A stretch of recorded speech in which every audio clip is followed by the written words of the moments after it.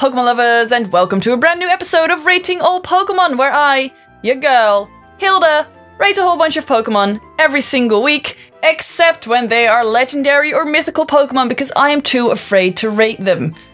So I just talk about them.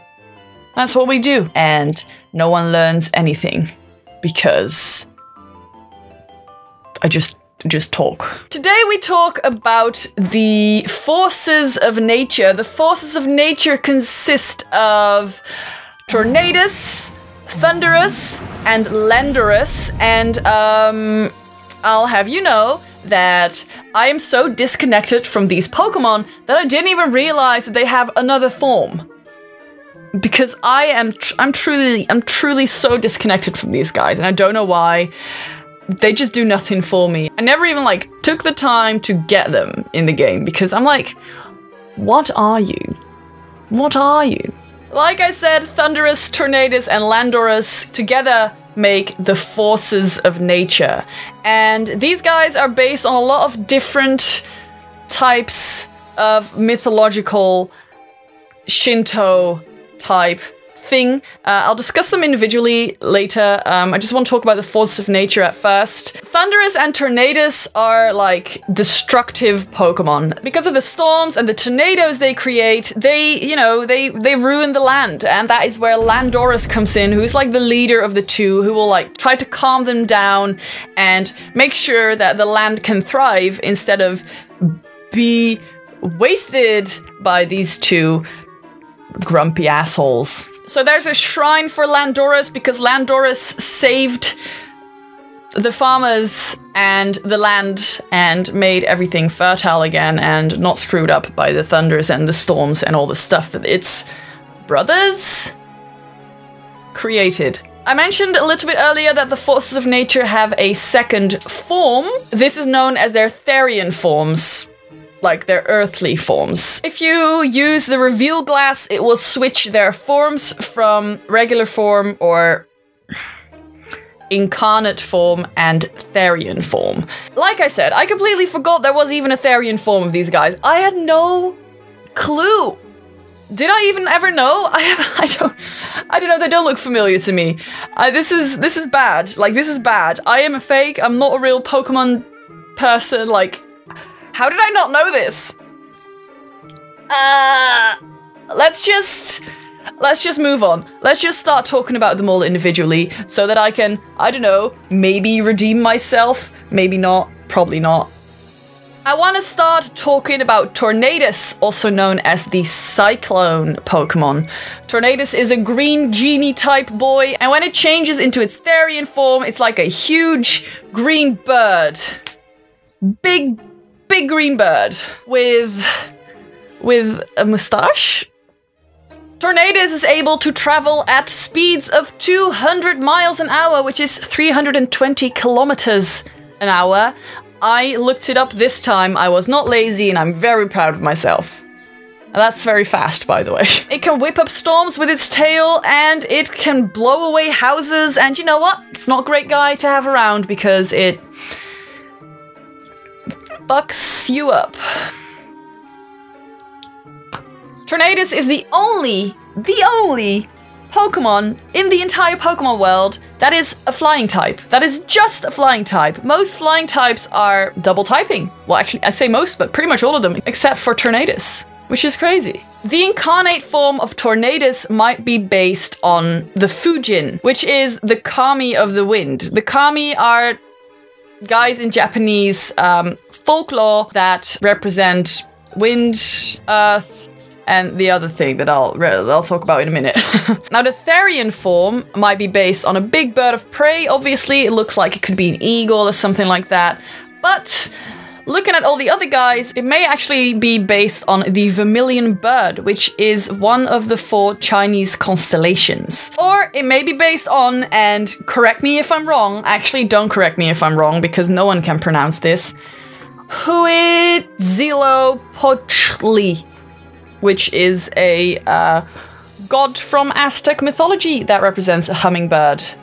It's great. I'm not rating it, so let's get on with it. Let's go to the next boy, which is Thundurus.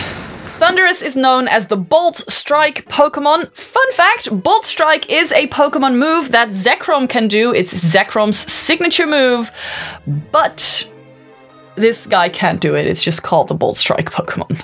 Now, Thundurus can create thunderstorms. It shoots thunder from its tail, and in its Therian form, it's like a snake dragon. Blue snake dragon type creature. I don't know what it is. It has a horse face though. Like, what is that? I don't know what that is. I just don't know what that is. I don't know. Now, in its incarnate form, Thundurus might be based on Raijin, which is the kami of thunder and lightning. The kami are those mythical creatures that I mentioned before. Now, in Therian form, since it looks like a dragon, snake, reptile, horse-faced creature, it might draw inspiration from the Azure dragon, Azure, I can't say that word, Azure dragon, and or the black tortoise, which are both one of the Chinese 4 symbol constellations. Ah, damn it. Azure dragon, it's blue, you know, it makes sense. Is vermilion green? Vermilion.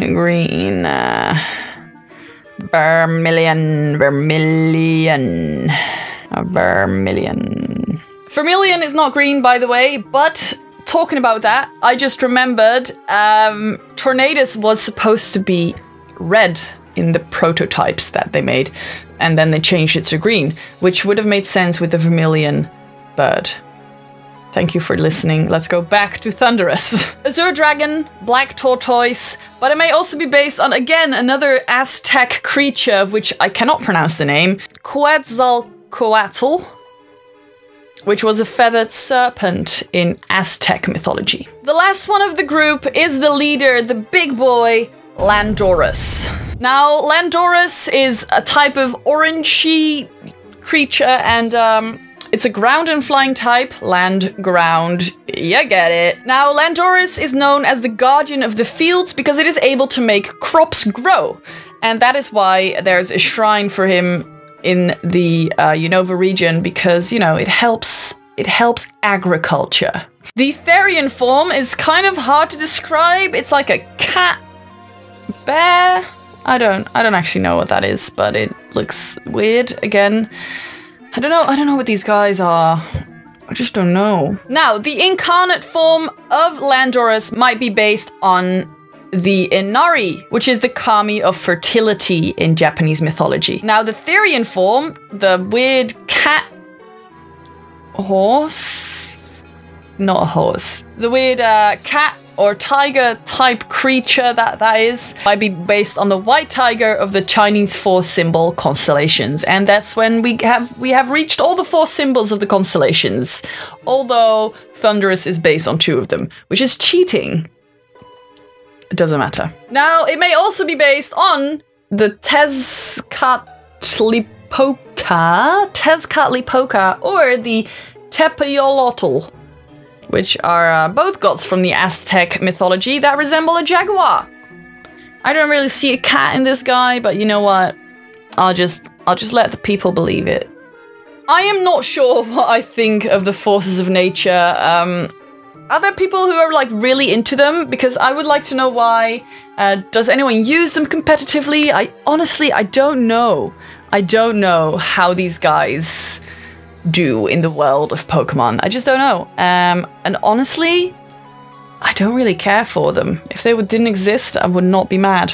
They're weird. But then again, normal is boring. Thank you for watching, and I hope that lesson helps you with something, some internal struggles. I wish you all a very good week, and thank you so much for watching. Who's your favorite of the forces of nature? I don't know who mine is, but next week we are talking about the Tau Trio, and the Tau Trio is Reshiram, Zekrom, and Kyurem, which are crazy guys, and I hope you're excited, because I am not, because they are confusing, and I don't understand them. So wish me luck doing research on the Tau Trio. Goodbye!